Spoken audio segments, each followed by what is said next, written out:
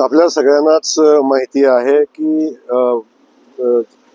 सोलापूर जिल्ह्यामध्ये म्हणा सातारा जिल्ह्यामध्ये असेल, या सगळ्या वाळू माफियांचा, मुरुम माफिया असतील, वाळू माफिया असतील, या लँड माफिया असतील, या सगळ्यांच्यावर कारवाई झाली पाहिजे ही भूमिका पहिल्या दिवसापासून मी घेतलेली होती आणि त्या अनुषंगाने आपण सगळेजण साक्षीदार आहे. मी सांगायची आवश्यकता नाही.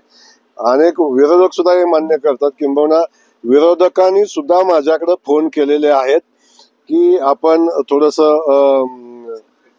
यामध्ये एवढी कडक ऍक्शन घेऊ नका, आपण याच्यामध्ये आता इथून पुढे अशा चुका होणार नाही, अशा पद्धतीची भूमिका विरोधकांनी माझ्याकडे घेतलेली होती. तर माझी भूमिका ठाम आहे, ना वाळू ना मुरुम कुठल्याही पद्धतीची तस्करी करू दिली जाणार नाही आणि त्या अनुषंगानं जो कोणी करेल त्याच्यावर कारवाई होईल.